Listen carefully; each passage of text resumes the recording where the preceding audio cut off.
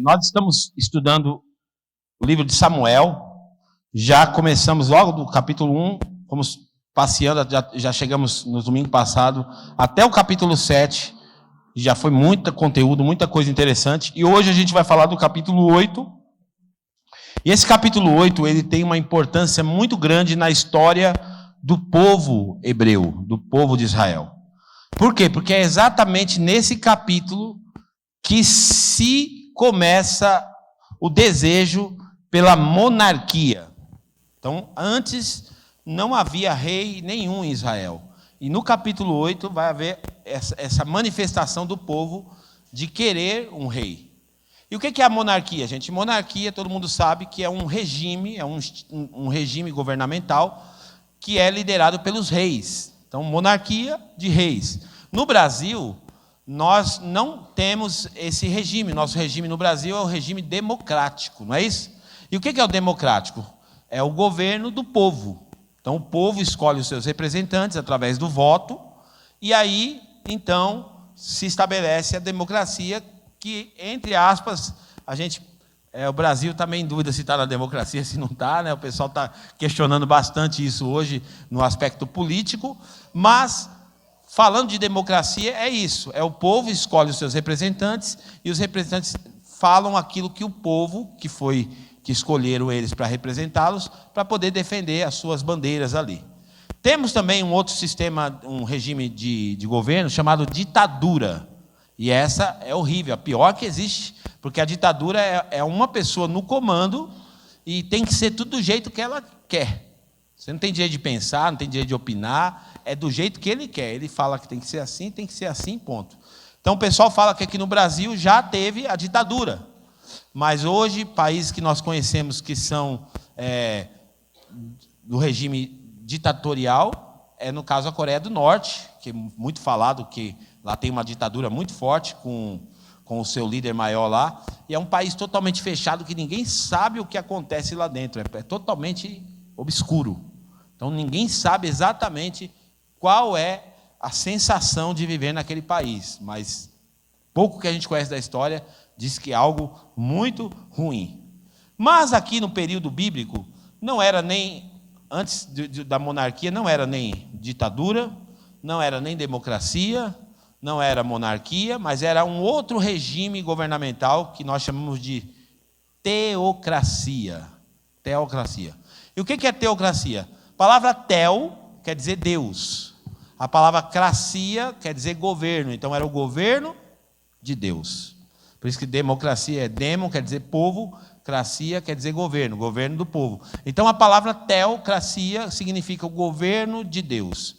E como que Deus governava o seu povo? Ele governava o seu povo através dos seus profetas, dos seus ministros. Então, o profeta não era autônomo, ele não era independente, não fazia o que ele queria. Ele apenas ouvia Deus e comunicava para o povo aquilo, os anseios de Deus, o desejo de Deus. Vamos orar então, nesse sentido? Senhor, eu quero te agradecer por essa noite, pela palavra que nós vamos compartilhar aqui. Ministra o nosso coração e nos ensina, porque nós queremos aprender do Senhor. Nós queremos compreender as verdades do reino de Deus, e eu sei que tudo que o Senhor fala é para a nossa exortação, é para o nosso crescimento, para o nosso amadurecimento, para encorajar nossas vidas. Nós te agradecemos no nome de Jesus, para a glória de Deus, Senhor. Amém e amém. Então, 1 Samuel, capítulo 8, a gente vai aprender um pouquinho o que estava acontecendo aqui. Só recapitulando a nossa história, a gente veio contando sobre a arca. No último domingo a gente falou sobre a arca. E quando a gente fala de teocracia, a gente está falando do governo de Deus. E a representação desse governo estava na arca da aliança. Deus se manifestava naquela arca. E era a forma como Deus estava governando o povo. E a arca era um símbolo desse governo de Deus. Só que a Bíblia fala então que Samuel, que era o último juiz de Israel, ele passa então a ser essa voz de Deus conduzindo o povo, né? Passando para as pessoas aquilo que Deus queria, os anseios de Deus. E no capítulo 7, no finalzinho, vai dizendo assim que depois que Samuel então passa a confrontar o povo naquela mensagem de domingo passado, para o povo se arrepender, se voltar para Deus, o Samuel então lidera o povo de Israel por muito tempo, e o povo viveu um tempo de paz e tranquilidade. Só que aí, no capítulo 8, vai começar a história dizendo, então, que Samuel já estava velhinho. Então, pensa bem comigo. Começou a história com ele ainda bebê, nascendo, né? Depois, agora, ele já está velhinho aqui na história. Vamos acompanhar, então, o que diz? Vamos lá. Quando envelheceu, Samuel nomeou os seus filhos como juízes em Israel. Então, o que o Samuel quis? Samuel falou assim, eu quero passar o legado para os meus filhos. Eu quero que os meus filhos sigam o modelo que eu estabeleci para a minha vida, no meu ministério. Eu quero que os meus filhos também sigam, assim como eu, por exemplo. Eu sou pastor. E eu gostaria que os meus filhos dessem sequência no legado. Porém, nem sempre pode ser que eu vou conseguir essa proeza, porque, primeiro, às vezes Deus não quer isso para eles, e às vezes eles mesmos vão ser o coração endurecido para aquilo que Deus quer fazer. Que eu acredito que é o que aconteceu com os filhos de Samuel, porque olha o que aconteceu com os meninos, vamos lá. O seu primogênito se chamava Joel, e o segundo, Abias. Eles julgavam em Berseba. Os filhos dele, porém, não andaram nos seus caminhos. Antes, tornaram-se gananciosos e aceitavam suborno e pervertiam a justiça. Então, os dois filhos de Samuel, a Bíblia não dá detalhes, mas os dois filhos dele se corromperam. Eles não quiseram levar Deus a sério. Eles se desviaram, mesmo servindo a Deus, se desviaram. E aí, então, uma revolta popular começa, porque o povo vai olhar e vai falar assim, poxa, esses caras que vai liderar a gente, é esses caras que vão conduzir a nossa vida daqui para frente, a gente não quer isso não. Versículo 4. Por isso, todas as autoridades de Israel se reuniram e foram falar com Samuel em Ramá. Então, eles vão lá na casa de Samuel e vai conversar com Samuel sobre o comportamento dos filhos dele. Continua. Eles lhe disseram, tu já está idoso e os teus filhos não andam nos teus caminhos. Escolhe agora um rei para nos julgar, à semelhança das outras nações. E aqui que eu quero começar a pensar com você a mensagem de hoje. O tema da mensagem já apareceu ali, queremos um rei. E foi exatamente isso que aconteceu. O povo vai lá, procura Samuel e fala para ele, Samuel, a gente não está de acordo, os seus filhos estão desviados, os seus filhos não amam a Deus, os seus filhos não temem ao Senhor, os seus filhos não seguiram os seus caminhos, e nós não queremos que ele seja o nosso líder. Nós queremos então agora, a partir de agora, que as coisas mudem. Nós queremos que você levante um rei para tomar conta da gente. Porque todas as nações do mundo, elas têm reis. Nós não temos rei. As nações vivem um regime da democracia. Nós queremos viver a democracia e não queremos mais a teocracia. E comumente, se um pai recebe uma reclamação de um filho, qual é o pai que gosta de receber uma reclamação de um filho? Nenhum pai gosta de alguém procurar e falar, seu filho fez isso, seu filho é isso, seu filho é aquilo outro. Então, se o pai for muito honesto, o pai vai saber, às vezes, que o filho não é flor que se cheira. Mas a maioria dos pais não fazem isso.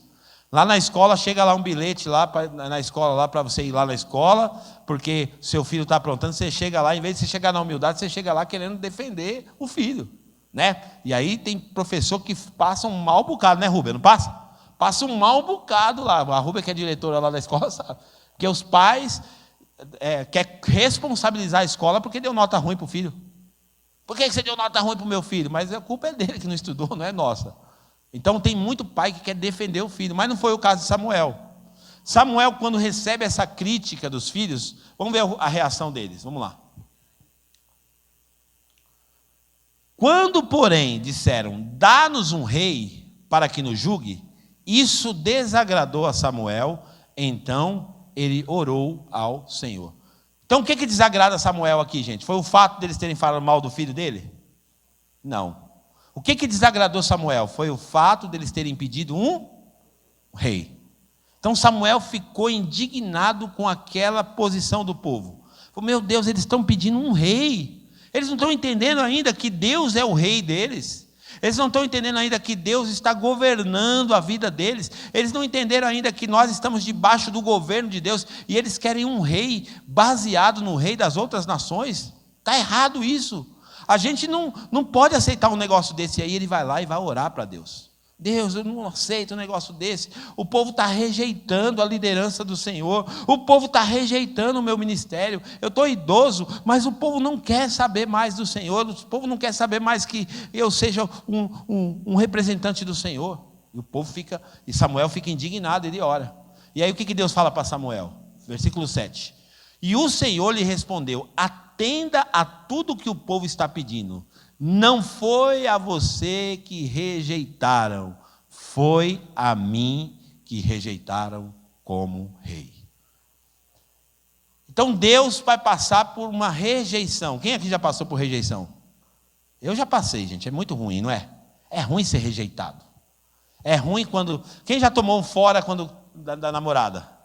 Já tomou, o pessoal chama de toco, é toco? Tomou um toco, quem já tomou um toco aqui? Não é ruim? Você chega lá, você acha, poxa, eu acho que eu vou conquistar essa menina. Aí você chega lá, ela fala, não, eu só quero amizade com você. Nossa, isso destrói a gente.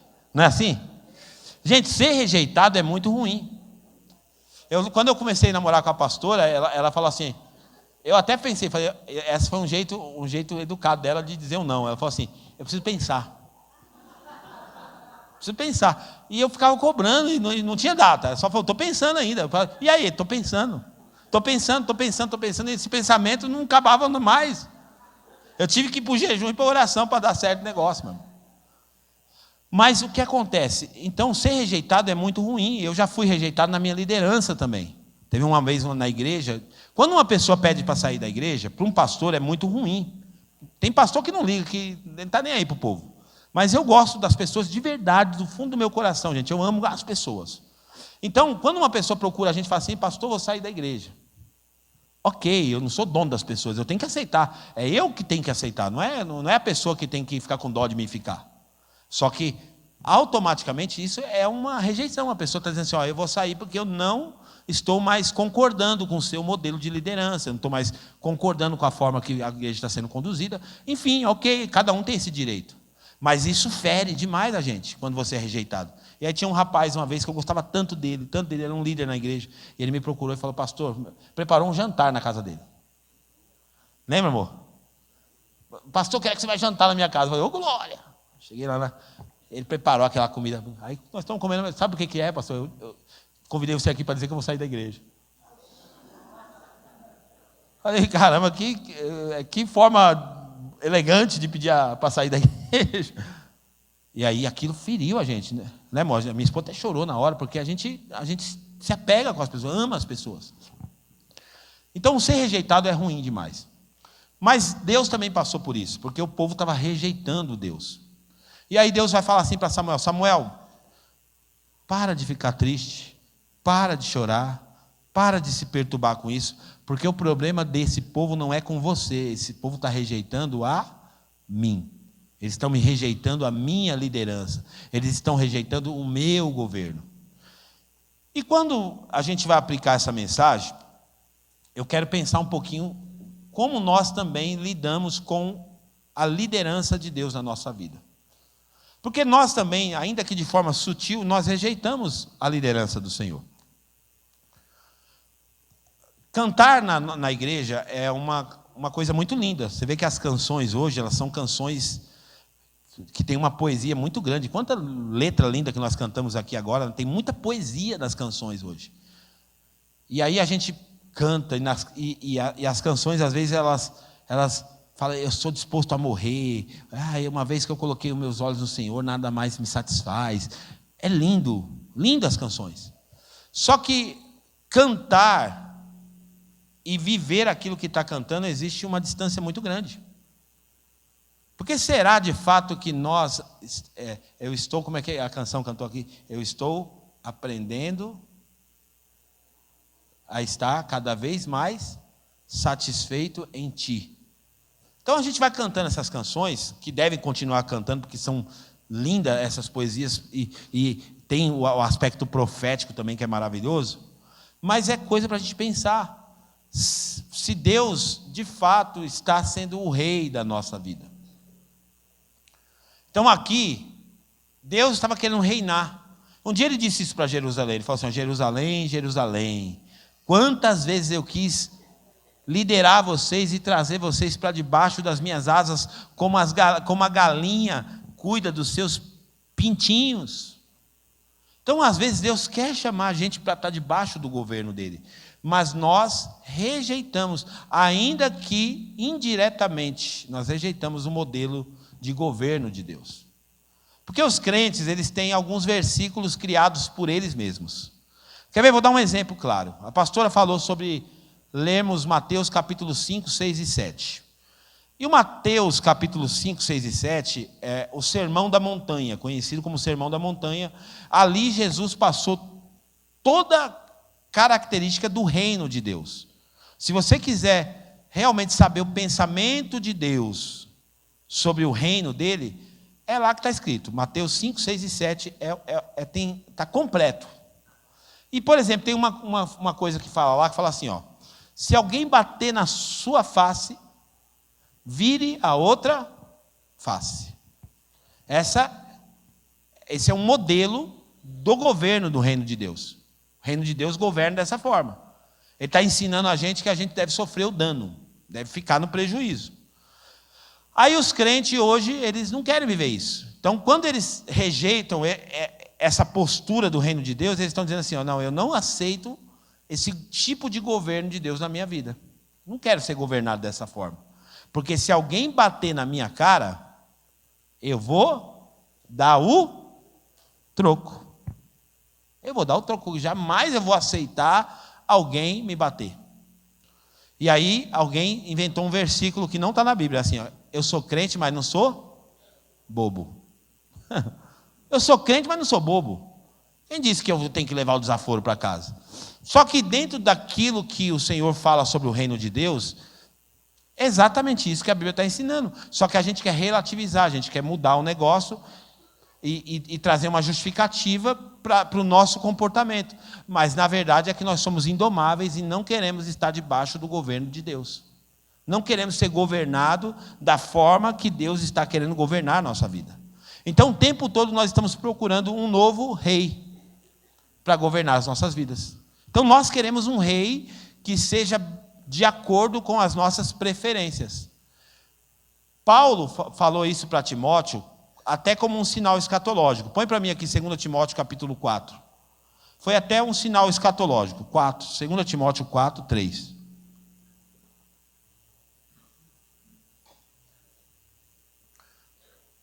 É assim, ó. Pois chegará o tempo em que as pessoas não vão suportar ouvir uma sã doutrina, um ensinamento de Deus. Elas não vão suportar. E aí o que elas vão fazer? Ao contrário, segundo os seus próprios desejos, elas juntarão para si mesmos mestres que lhes digam que os seus ouvidos coçando desejam ouvir. Então o que elas fazem? Não, eu não quero ouvir isso. Não concordo com isso. Não, isso aqui para mim não é bom. Aí ela vai tentar ouvir algo que faça sentido para ela dentro das suas próprias preferências. E o versículo 4 diz o quê? Põe para mim o próximo. Isso. Eles se recusarão a dar ouvidos à verdade e se voltarão aos mitos. Então isso está acontecendo, isso está acontecendo na nossa geração, isso é escatológico, está acontecendo isso hoje. Então as pessoas estão procurando um rei, como o povo de Israel procurou e rejeitou a liderança do seu rei, do rei de Israel, procurando um rei que se adequasse à expectativa deles.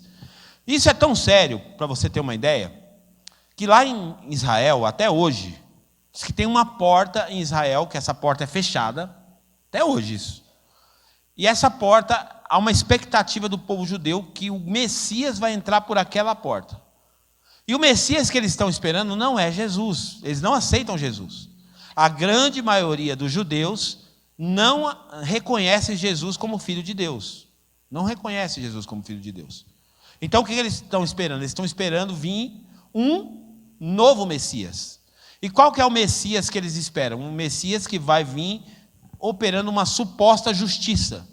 Vai vir com uma espada na mão, vai vir com um chicote, vai vir com um punho de ferro, para poder realmente punir as nações. E aí Deus pega e envia o seu filho. Pacato, simples, alguém que nasceu numa manjedoura, vivia na simplicidade, com uma linguagem de amor. quando ele vem para o povo judeu dessa forma, a Bíblia fala assim: veio para os que eram seus, mas os seus não o receberam. Por quê? Porque não aceitaram esse tipo de rei. Não, esse não é o rei que nós esperamos. Esse não é o rei que nós queremos. Esse não é o rei que nós desejamos. Então, muitas vezes, nós colocamos expectativas em Jesus baseado nas nossas preferências. E aí, em alguma área da nossa vida, a gente rejeita o governo de Deus. Por quê? Porque o governo de Deus não está compatível com aquilo que eu espero.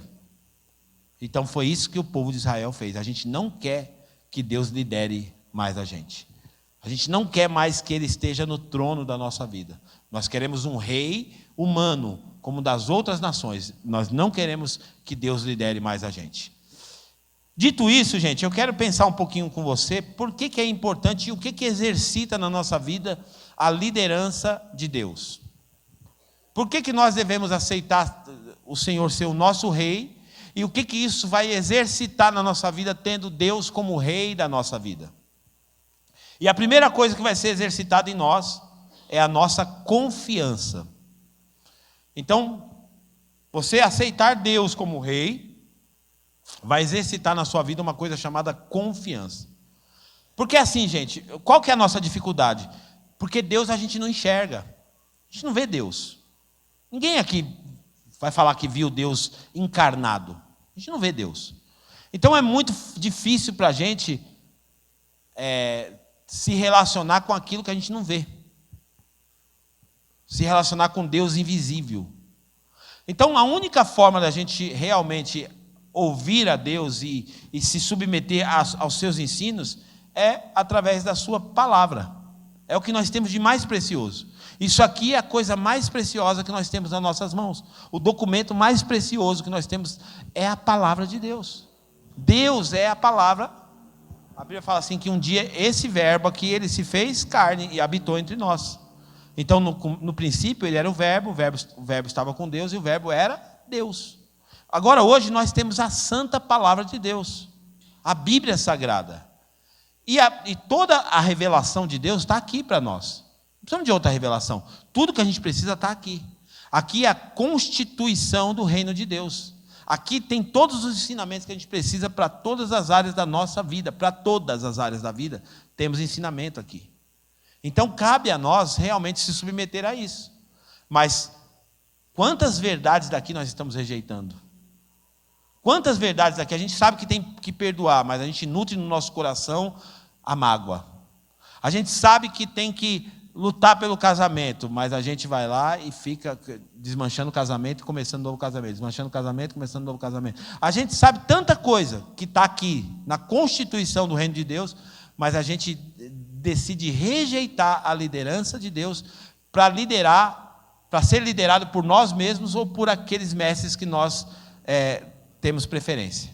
Então a primeira coisa que vai ser exercitada em nós é a confiança.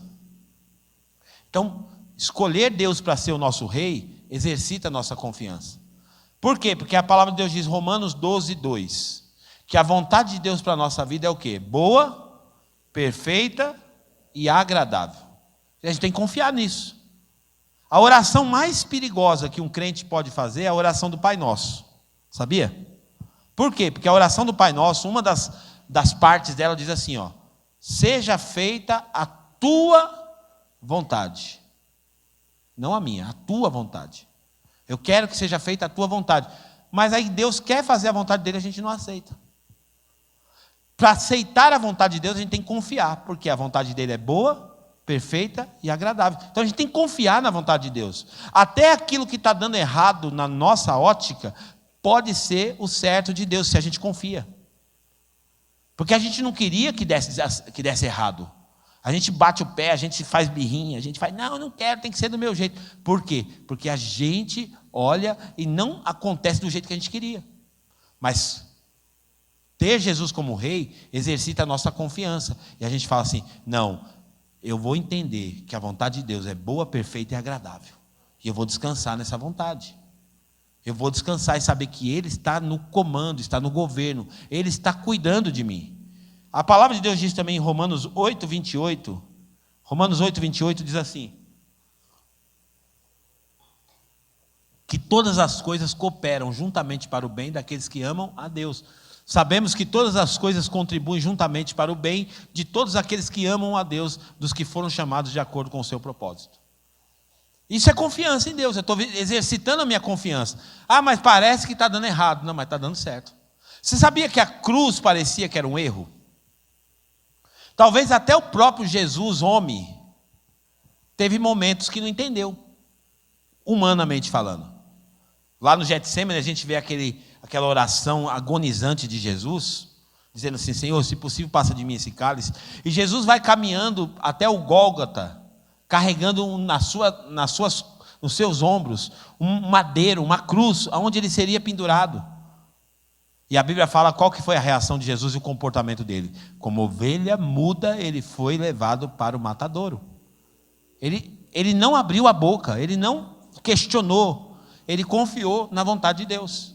E qual que era a vontade de Deus para Jesus? A cruz. A cruz não foi um acidente, a cruz não foi uma obra do acaso, a cruz foi a vontade de Deus. Só que quando Jesus vai para a cruz e ele morre naquela cruz e ressuscita, a Bíblia fala que um fenômeno acontece. Deus pega Jesus, exalta ele e dá um nome para ele que está acima de todo nome. Nem no céu, nem debaixo do céu, nem debaixo da terra existe um nome mais poderoso do que o nome de Jesus. Por que isso aconteceu? Porque ele confiou em Deus. E esse é o exercício que nós temos que fazer. Confiar na liderança desse rei. E não querer sair por aí decidindo do nosso jeito, da nossa maneira, fazer do jeito que a gente quer. Porque toda vez que a gente tenta fazer do nosso jeito, é como se a gente estivesse dizendo assim para Deus: sai do trono e deixa que eu lidero. Eu te rejeito nessa área da minha vida. Então, exercer a confiança em Deus é exatamente isso. Esse dia eu estou pensando muito naquela catástrofe que aconteceu agora, que todo mundo está vendo, lá no Rio Grande do Sul. Que tristeza, gente. Que horrível. A gente olha para aquelas cenas de horror. Pessoas que perderam tudo. Perderam tudo. 80% do estado foi afetado por aquele alagamento. 80%. Mais de 300 municípios. Alguns deles nem existem mais.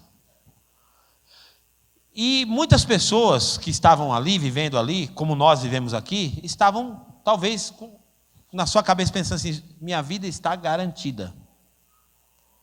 Conquistei minha casa, tenho meu carro aqui na garagem, minha casa está mobiliada, eu estou bem.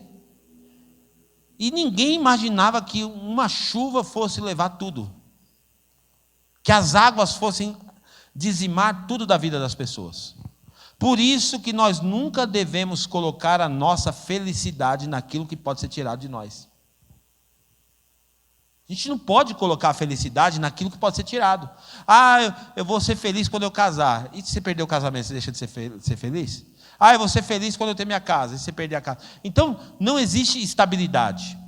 Nós precisamos desenvolver a nossa confiança em Deus e saber que Ele está cuidando de nós. Isso é confiança. Isso é que vai ser exercitado na nossa vida na medida que a gente escolhe Deus para ser o nosso rei. Salmo 20, versículo 7 diz assim. Salmo 27, 20, versículo 7. Diz assim: uns confiam em carros, outros em cavalo. Não, capítulo 20, versículo 7. Salmo 20, versículo 7. Alguns confiam em carros de guerra, outros confiam em cavalos. Nós, porém, confiamos no nome do Senhor, o nosso Deus. Então, a nossa confiança é exercitada quando a gente tem Deus como nosso rei. E a gente precisa aprender esse lugar de descanso para realmente não entrar nessa crise do povo de Israel. Dizer assim: não, Deus não está bom o jeito que Deus está fazendo.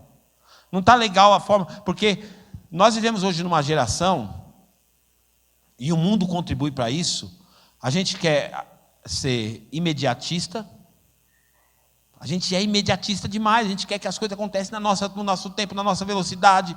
Porque hoje o nosso cérebro foi projetado para isso.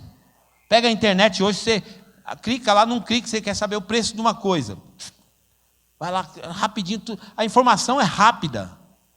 E aí a gente vai se relacionar com Deus e Deus não responde no nosso tempo. na hora que a gente quer, do jeito que a gente quer, na velocidade que a gente quer. E aí, o que acontece? A gente vai se decepcionar com Deus. E vai desejar ter um outro rei que não seja Deus naquela área da vida. Por quê? Porque Deus não respondeu na velocidade que eu esperava. Ter Deus como rei desenvolve também e exercita também a nossa dependência. Nós dependemos de Deus na medida que a gente vai escolher Ele para ser um rei. E vamos ser sinceros, viver na dependência de Deus é viver perigosamente.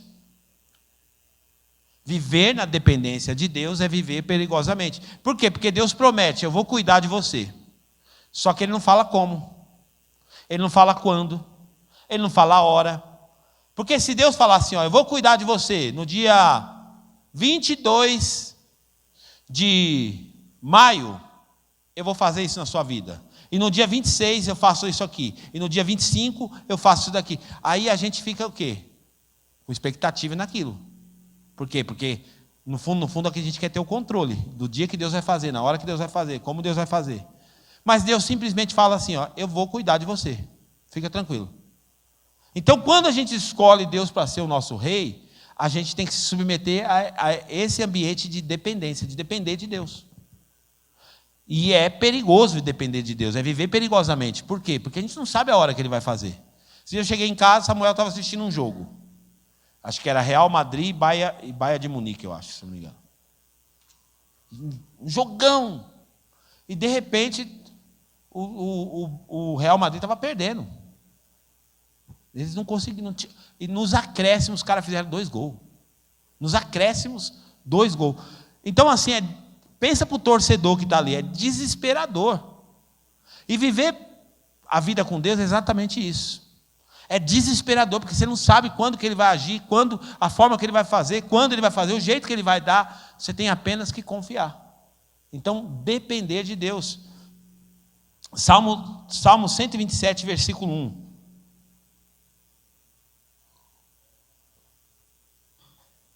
Salmo 127, 1. Diz assim, ó.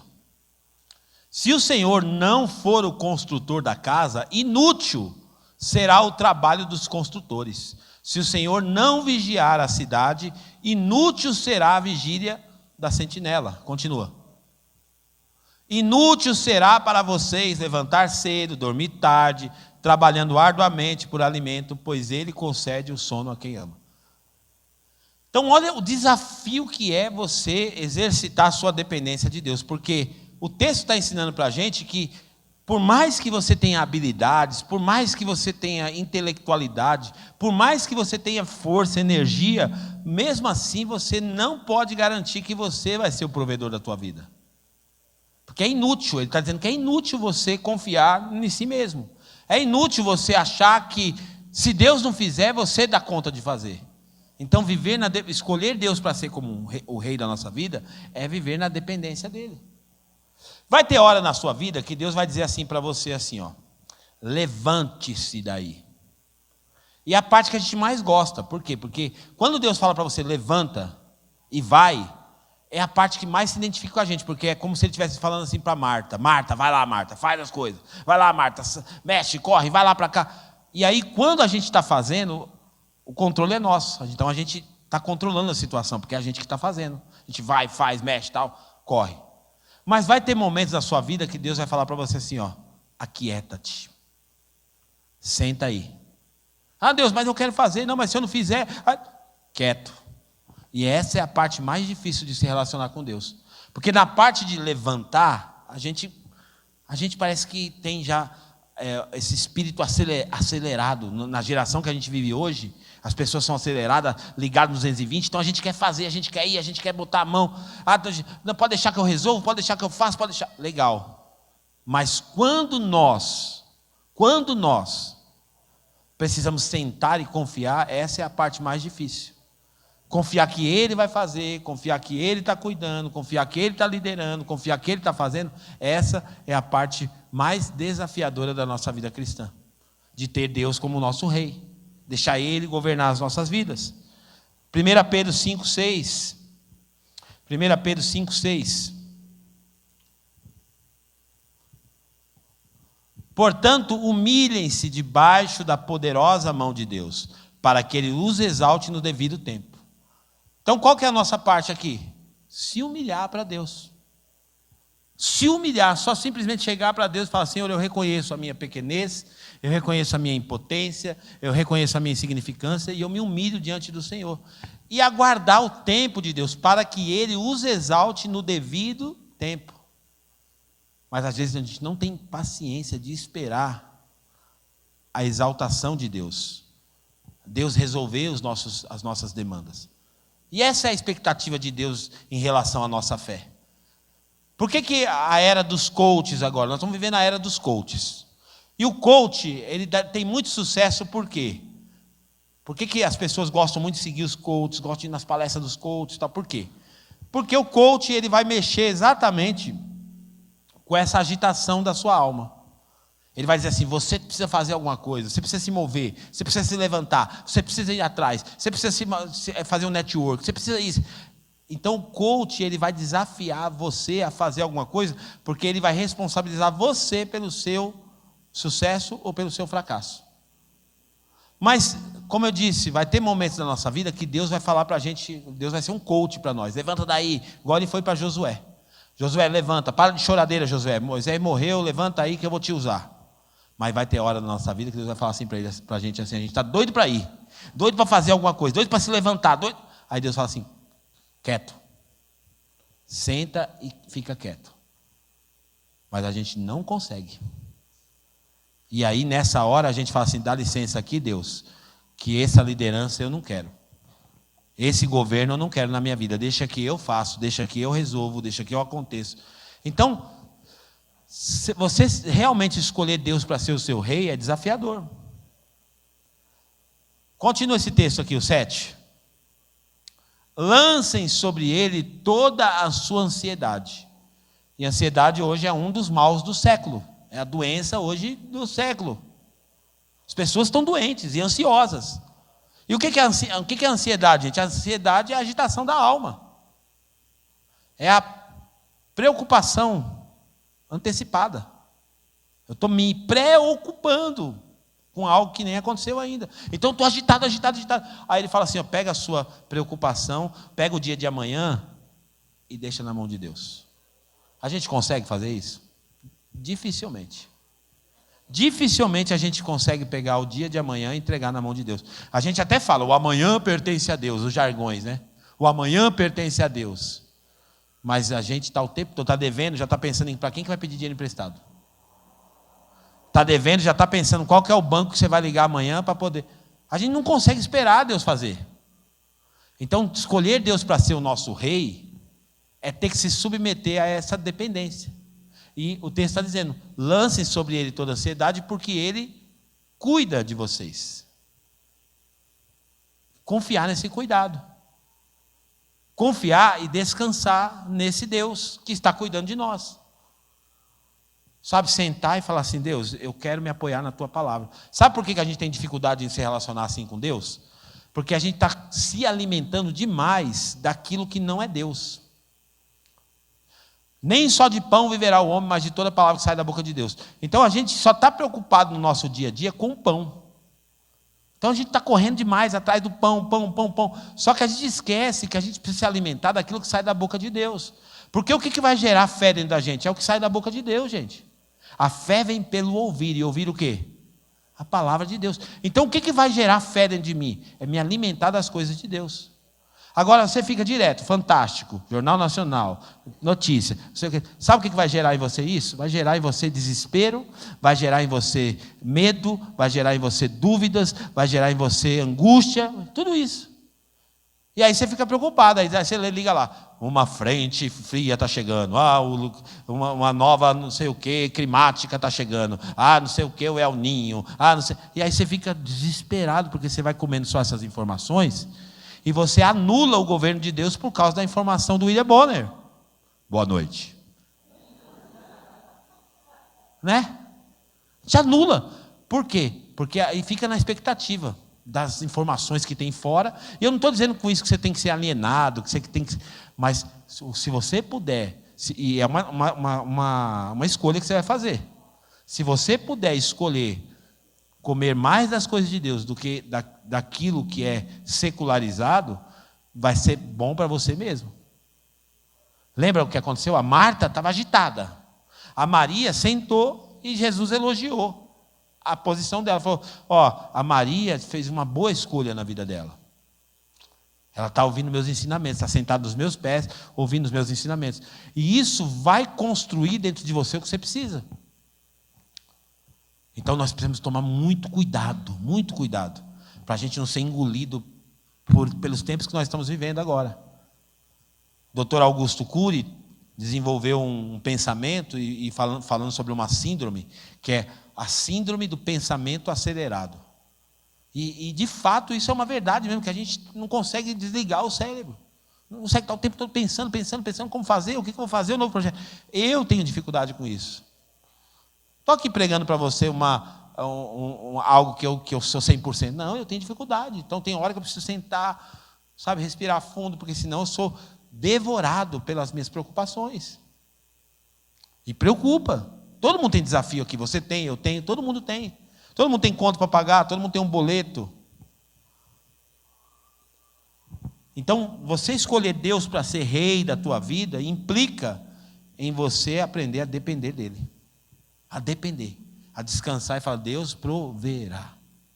Deus proverá. Ele vai prover. Ele é o responsável, ele vai prover na minha vida. É igual Abraão. Abraão subiu com seu filho no Monte Moriá.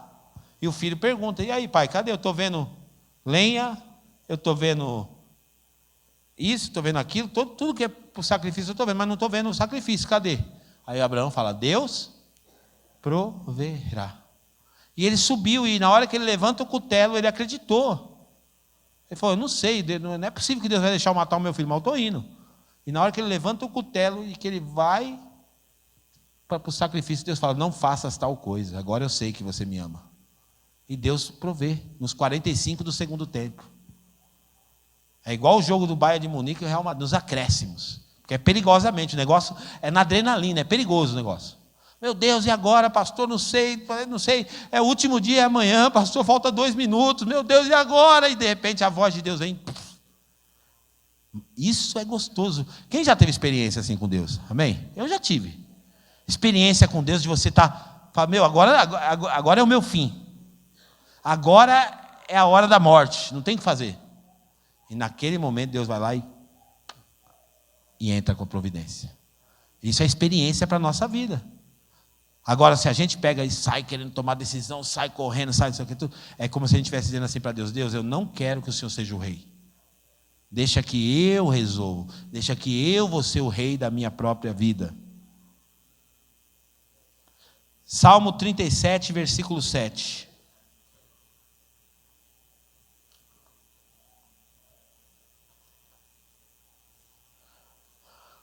Outra coisa que vai exercitar na nossa vida, ter Deus como rei, é a nossa paciência.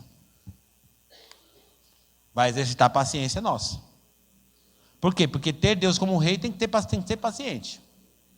Você não pode ficar agoniado, querendo resposta. É paciência. Por quê? Porque Deus trabalha no tempo dele. E aí você confia. Simplesmente confia. Descanse no Senhor e aguarde por ele com paciência. E não se aborreça quando os outros obtêm sucesso em seus caminhos, quando eles maquinam mal. Ele está lá trabalhando na empresa, lá, está esperando uma promoção, e o negócio não acontece, aí você vê o outro, o outro passa na sua frente, o outro. Aí você bate uma revolta, fala, mas por que está acontecendo? Porque o outro já está na minha frente, o outro chegou depois de mim, não sei o quê. A Bíblia fala que não é para você ficar olhando para isso. Espera com paciência no Senhor. Paciência. Exercite a sua paciência. Paciência. Respira fundo assim, Paciência. Paciência, meu irmão. Tenha santa paciência. Amém? Outra coisa que vai exercitar na nossa vida, a obediência. Obediência. Quando você escolhe Deus para ser o seu rei, você vai precisar obedecê-lo. E aquilo que eu falei domingo passado, o evangelho funciona para quem funciona no evangelho. Não tem atalho, gente. Se você quiser ter vitória andando com Deus, você precisa ser obediente ao que Ele propõe. Existe uma proposta no reino de Deus que deve ser cuidadosamente observada por nós. Às vezes Deus vai pedir para a gente coisas fáceis. Só que a gente prefere as difíceis. Porque você fala assim, cara, mas como que pode resolver um problema entrando no quarto e fechando a porta? O que é mais prático para nós, na nossa cabeça? Entrar no quarto, fechar a porta e orar? Ou fazer o empréstimo? Para você pensar. Porque entrar no quarto, fechar a porta não é palpável. É só acreditar. Falar, pô, vou entrar no quarto, fechar a porta e vou resolver problema entrando no meu quarto, fechando porta? É incrível. Como é que eu vou ter uma sanidade para me tomar uma decisão dessa? Não, eu sou prático, pastor. Meu negócio é o seguinte, já faço uma ligação. Eu tenho os meus contatos. Eu tenho contatos, pastor. Aí você liga para um, liga para outro, liga para outro. E você, o tempo todo, está tomando a liderança de Deus. O tempo todo, você escolhendo ser o rei.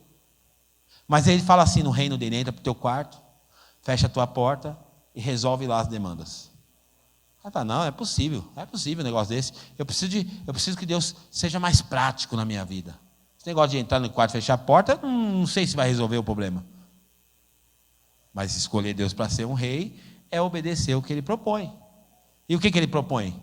Entra para o teu quarto, fecha a tua porta, ora ao teu pai que está em secreto, e o pai que te vê em secreto te recompensará publicamente.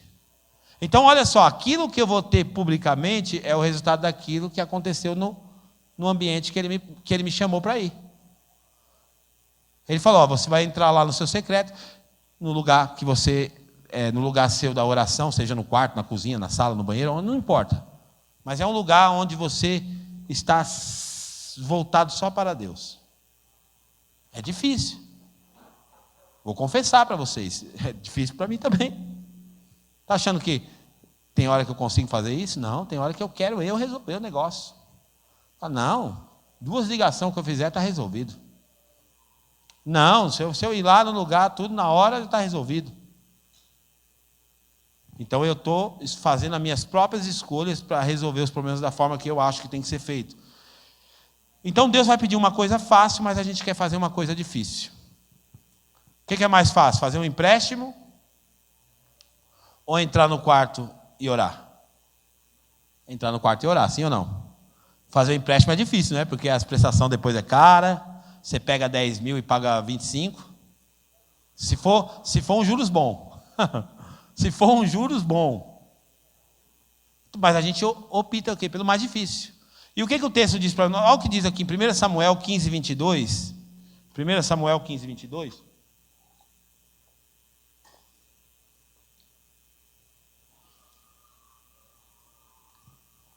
Diz assim, Samuel, porém, respondeu, acaso tem o Senhor tanto prazer em holocaustos e em sacrifícios quanto em que se obedeça a sua palavra? A obediência é melhor do que o sacrifício, e a submissão é melhor do que a gordura de carneiros. Então Deus, Ele não quer o sacrifício, Deus quer a obediência, porque é a obediência que vai levar a gente para outro patamar. A Bíblia diz também, em Deuteronômio 28, que se nós cuidadosamente ouvirmos a voz de Deus e obedecer, as bênçãos do Senhor vão alcançar a gente. Mas nós precisamos o quê? Exercitar a obediência. Deus vai falar para a gente uma hora, vai. Tem hora que Deus vai falar, fica. E a gente tem que aprender essa dinâmica da obediência com Deus. De ouvir Deus falar e fazer o que Deus está pedindo. Esse é o desafio de ter Deus como rei. Então, andar debaixo do governo de Deus é aprender a andar nesse descanso do Senhor. Então, o Senhor é um bom rei. Mas para a gente encerrar, porque o tempo já correu demais aqui. A história vai continuar dizendo para nós sobre Samuel, que Samuel chega para o povo e fala assim, Deus fala assim para Samuel, pode liberar o povo quer ter um rei, então dá um rei para eles. Só que faz o seguinte, Samuel, explica para eles uma coisa. Se eles escolherem um rei humano, esse rei vai ser ruim para eles. Esse rei, depois você lê aí a história, porque não vai dar para a gente concluir aqui. Mas esse rei vai ser um rei severo. Esse rei vai pegar os filhos deles, esse rei vai pegar a mão de obra deles, esse rei vai pegar a terra deles, esse rei não vai ser bom para eles. Aí Samuel chega lá para o povo e fala: olha, Deus mandou falar para vocês que se vocês escolherem um rei humano, vai acontecer isso, vai acontecer isso, vai acontecer isso. Mesmo assim, sabe o que o povo falou? Não queremos ouvir, queremos um rei. A gente quer um rei baseado nas outras nações. E sabe o que fez eles pedirem outro rei para Deus? Uma coisa chamada comparação. Eles olharam para as outras nações, viram que as outras nações tinham rei, eles se compararam com as outras nações e pediram um rei. Comparação é a coisa mais terrível que pode acontecer com a minha vida e com a sua. Porque quando você começa a comparar, você vai ficar triste. Você tem uma frase que fala assim: a grama do vizinho é mais verde do que a minha. Aí você fica olhando para a grama do vizinho. Nossa, a minha grama, a do vizinho, a minha grama, a do vizinho. E aí a gente faz julgamentos superficiais. Só que quando você pula na casa do vizinho para ver a grama dele é de plástico. Vai ser mais bonita, mais viçosa. Né? Você vai olhar para aquela grama e fala: nossa, que coisa bonita, tal. Mas é sintético, é plástico. E às vezes a gente fica fazendo essa comparação. Aí se você começar a olhar para outra igreja e comparar com a sua, você vai ficar frustrado. Se você começar a olhar para o casamento do outro e comparar com o seu, você vai ficar frustrado. Se você ficar começando a olhar para o emprego do outro e olhar para o seu, você vai ficar frustrado. Então nós precisamos aprender a ter contentamento, para a gente não se precipitar em relação ao que o povo de Israel fez e pedir um rei para Deus. E dizer: não, Deus, eu não quero que o Senhor seja o meu rei, eu quero eu mesmo dar o jeitinho na minha vida. E por fim, a história termina dizendo que então Samuel chama o povo quis um rei e falou assim: ó, faz o seguinte, então se é isso que vocês querem, então Deus está dizendo para vocês assim, ó, vocês vão ter o rei que vocês querem. Sabe o que eu aprendo com isso? Que se a gente insistir em querer tirar Deus do governo, Deus vai deixar a gente fazer o que a gente quer. Se a gente insistir em governar a nossa vida do nosso jeito, Deus vai falar assim para vocês: então, para mim e para você, então faça do jeito que vocês querem. Por quê? Porque Deus é um Deus que Ele respeita a nossa decisão. Deus sempre vai respeitar a sua decisão. Então é uma escolha que você deve fazer. Senhor, eu quero que o Senhor seja o rei da minha vida. Governa a minha vida, lidera a minha vida, me lidera nessa área. Assuma diante de Deus hoje, dizendo: Deus, nessa área aqui eu não estou conseguindo que o Senhor seja o meu rei. Nessa área eu não estou conseguindo ser liderado pelo Senhor. Eu quero que o Senhor seja o rei da minha vida. Vamos ficar de pé nessa noite.